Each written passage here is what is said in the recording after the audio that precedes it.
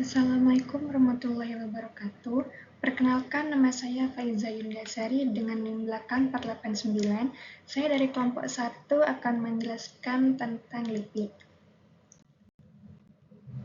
Lipid atau lemak adalah senyawa organik yang terdapat dalam sel dan jaringan makhluk hidup. Lipid tidak dapat larut dalam air, tetapi dapat larut dalam pelarut organik seperti ether, kloroform, dan benzena. Sifat ini terjadi karena lipid bersifat nonpolar, sedangkan air bersifat polar. Sebagian besar lipid tersusun atas trigliserida, yaitu gabungan antara satu molekul dan gliserol dan 3 molekul asam lemak. Lipid merupakan salah satu zat gizi penting yang berfungsi sebagai sumber energi terbesar bagi tubuh. Energi yang tidak digunakan akan disimpan dalam jaringan lemak sebagai cadangan. Selanjutnya ada fungsi lipid. Lipid memiliki fungsi penting bagi tubuh, antara lain sebagai cadangan energi, penyusun membran sel, pelarut vitamin, pelindung organ dan isolator panas, dan menjaga keseimbangan cairan tubuh. Sebagai cadangan energi, lemak yang tersimpan dalam jaringan adiposa berfungsi sebagai sumber energi cadangan ketika tubuh kekurangan asupan makanan. Penyusun membran sel, lipid merupakan komponen utama membran sel yang mengatur keluar masuknya zat ke dalam dan keluar sel. Untuk pelarut vitamin, vitamin A, D, E, dan K atau yang bisa disingkat menjadi ADIK merupakan vitamin yang larut dalam lemak sehingga membutuhkan lipid agar dapat diserap tubuh dengan baik. Selanjutnya ada pelindung organ dan isolator panas. Lemak berfungsi melindungi organ-organ penting dari benturan serta membantu menjaga suhu tubuh tetap stabil. Selanjutnya ada untuk menjaga keseimbangan cairan tubuh.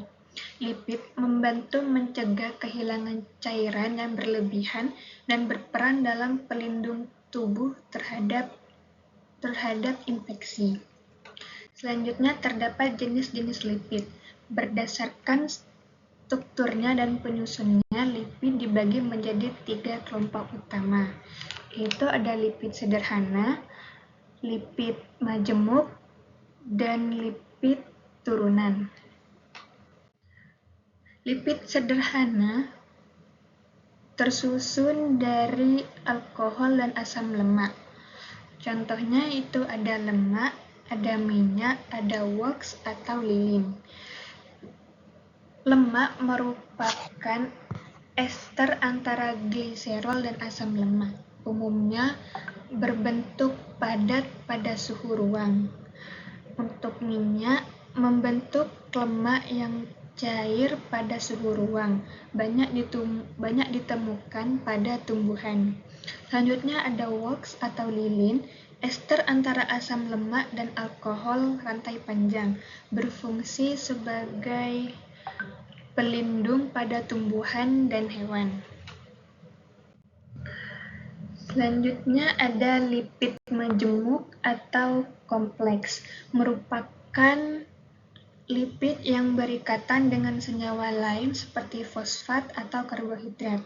Contohnya ada fosfolipid, tersusun atas asam lemak, alkohol, dan gugus fosfor. Fosfolipid merupakan penyusun utama membran sel. Selanjutnya ada glikolipid. Glikolipid tersusun atas asam lemak, alkohol, dan karbohidrat. Glikolipid berperan dalam pengenalan sel dan komunikasi antar sel. Selanjutnya ada contoh lipid turunan. Lipid turunan merupakan hasil pemecahan atau hidrolisis lipid sederhana maupun lipid kompleks. Contohnya ada steroid. Steroid memiliki contoh seperti kolesterol, kolesterol, hormon testosteron, dan hormon estrogen. Selanjutnya ada terpen, berperan dalam pembentukan vitamin dan senyawa alami tertentu. Selanjutnya ada jenis-jenis uji reaksi pada lipid. Uji pertama terdapat reaksi hidrolisis lemak. Uji kedua terdapat reaksi esterifikasi. Yang ketiga ada reaksi penyabunan. Uji pertama itu uji hidrolisis lemak. Uji hidrolisis adalah proses pemecahan lemak oleh air sehingga menghasilkan Uji hidrolisis lemak adalah proses pemecahan lemak oleh air menjadi asam lemak bebas dan gliserol. Proses ini terjadi karena adanya kandungan air dalam minyak dan lemak yang dapat menyebabkan ketengikan hidrolisis dengan ciri bau dan rasa tengik. Uji hidrolisis lemak terjadi dengan lemak ditambah dengan air dan dipanaskan sehingga menghasilkan gliserol ditambah dengan asam lemak bebas. Tujuannya untuk mengetahui kemampuan lemak terurai menjadi komponen penyusunnya. Ciri-ciri dari uji hidrolisis lemak biasanya timbul bau tengik dan terjadi peningkatan asam lemak bebas. Selanjutnya ada uji esterifikasi. Uji esterifikasi adalah suatu ester yang dibentuk secara langsung antara asam karboksilat dengan alkohol yang bertujuan untuk mengubah asam lemak dari trigliserida dalam bentuk ester. Jadi, uji esterifikasi ini adalah reaksi antara asam karboksilat dan alkohol yang menghasilkan ester dan air. Untuk uji reaksinya, asam karboksilat ditambah dengan alkohol menghasilkan ester dan air.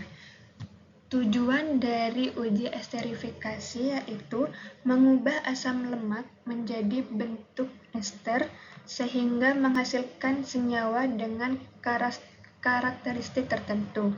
Ciri-ciri dari uji esterifikasi ini itu menghasilkan aroma atau bau yang khas.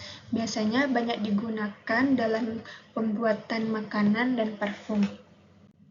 Selanjutnya ada uji penyabunan.